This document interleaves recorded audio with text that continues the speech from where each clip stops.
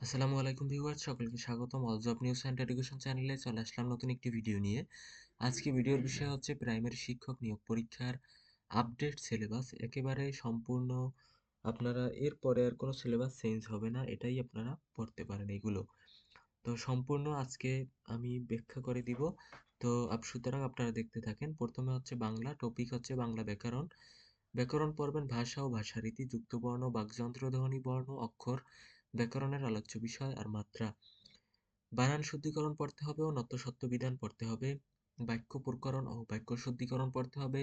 সন্ধি ও ধ্বনি পরিবর্তন পড়তে হবে। পদ প্রকরণ, সমাস, ধাতু ও প্রত্যয়, বিভক্তি ও কারক, শব্দের শ্রেণীবিভাগ, বচন, এক কথায় প্রকাশ, উপসর্গ, ক্রিয়ার কাল, বাচ্য, পুরুষ ও স্ত্রীবাচক শব্দ, সমার্থক শব্দ, বিপরীতার্থক শব্দ, পারিভাষিক শব্দ, দ্বিরুক্ত শব্দ, বিরামচিহ্ন, বাগধারা।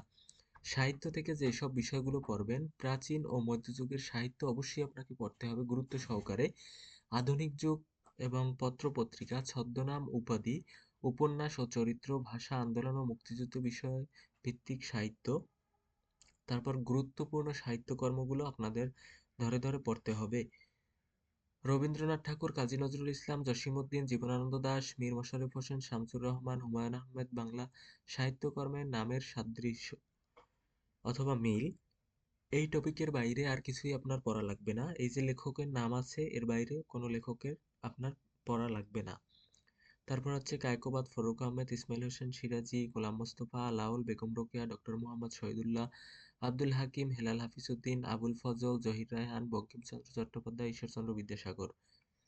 তো এই ছিল বাংলার অংশ। এবার আসি গণিতের অংশে। গণিতের অংশ হচ্ছে টপিক যদি পাটিগণিত অংশ হিসাব করি, তাইলে দেখেন অবশ্যই আপনাকে বাস্তব সংখ্যা পড়তে হবে, ভগ্নাংশ, লসাগু, গসাগু মাস্ট আপনাকে পড়তেই হবে।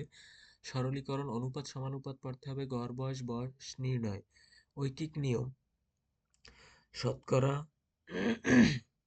লাভ, ক্ষতি, সরল ও যৌগিক মুনাফা, সময়, দূরত্ব ও গতিবেগ। বীজগাণিতিক অংশ থেকে বীজগাণিতিক রাশি 100% পড়তেই হবে, উৎপাদক পড়তেই হবে। বীজগাণিতিক লসাগু, গসাগু, সূচক, লগারিদম আপনারা জেনে থাকবেন যে সূচক লগারিদম থেকে প্রতি পরীক্ষায় প্রশ্ন আসে। তারপর ধারা প্লাস পরিসংখ্যান, সেট ও দ্বিঘাত সমতা। জ্যামিতি অংশ থেকে রেখা, রশ্মি, কোণ, ত্রিভুজ, চতুর্ভুজ, বৃত্ত, ত্রিকোণমিতি, পরিমিতি, ঘন জ্যামিতি।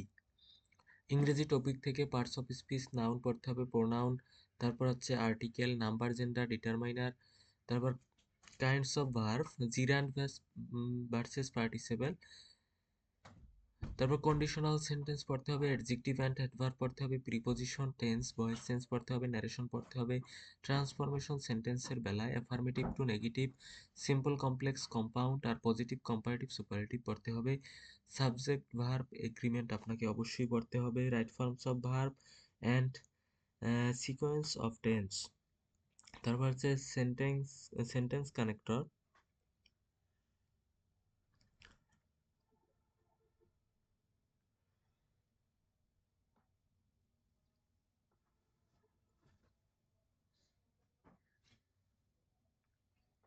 সাধারণ বিজ্ঞান প্লাস আইসিটি অংশ থেকেও টপিক পড়বেন। সাধারণ বিজ্ঞান, জীববিজ্ঞানের অংশ পড়বেন কোষ, টিস্যু, জেনেটিক্স এবং মানবদেহ, রক্ত, খাদ্য ও পুষ্টি, মাইক্রোবায়োলজি, উদ্ভিদ বৈচিত্র্য। পদার্থবিজ্ঞান অংশ থেকে রাশি পড়বেন, তাপমাত্রা, তাপ ও শক্তি, আলো, তড়িৎ আর চৌম্বক, ধাতু ও অধাতু। অ্যাটমের গঠন পড়তে হবে, রসায়ন অংশ, আইসোটোপ, আইসোবার, আইসোটোন, আইসোমার।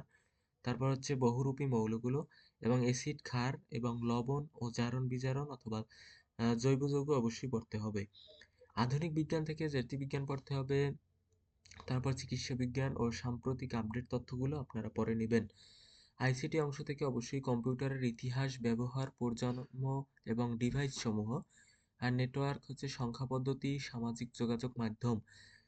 এর সাথে সাথে আপনাকে পড়তে হবে বিগত বিসিএস প্রাইমারি ও নিবন্ধনে আসা প্রশ্নসমূহ। পড়লে আপনি শতভাগ কমনের নিশ্চয়তা পাবেন। যদি আপনি বিগত বিসিএস এর প্রশ্ন ব্যাংক একেবারে ব্যাখ্যা সহ পড়েন, তাহলে কিন্তু অধিকাংশ প্রশ্ন আপনি এর মধ্য থেকেই পেয়ে যাবেন। তো যারা এখনো বিসিএস এর বিগত সালের যে পরীক্ষায় আসা প্রশ্নগুলো অর্থাৎ প্রশ্ন ব্যাংক সমাধান করেননি, আগে আপনারা প্রশ্ন ব্যাংকটা সমাধান করেন, তারপরে আপনারা এই টপিক ওয়াইজ পড়তে থাকেন। এবং প্রাইমারি শিক্ষক নিয়োগ পরীক্ষার ক্ষেত্রে আপনারা হচ্ছে ওরাকলের একটি বই বের হয়েছে, প্রাক প্রাথমিক ও প্রাথমিক প্রধান শিক্ষক ও সহকারী শিক্ষক নিয়োগ সহায়িকা। এই বইটি আপনারা ফলো করতে পারেন। একসাথে প্রধান শিক্ষক এবং সহকারী শিক্ষক এই দুই পদের জন্যই বইটা খুবই গুরুত্বপূর্ণ। তো এর পাশাপাশি যদি আপনারা আরো কোনো সাজেশন প্রয়োজন হয় তাহলে আমার কাছে কমেন্টের মাধ্যমে জানাতে পারেন। আমি চেষ্টা করব আপনাদের সম্পূর্ণভাবে সাহায্য করার জন্য। তো যারা আমার চ্যানেলটি এখনো সাবস্ক্রাইব করেননি, আপনাদের ভালো লাগলে সাবস্ক্রাইব করে রাখতে পারেন। ভালো না লাগলে করার দরকার নাই। ধন্যবাদ সকলকে।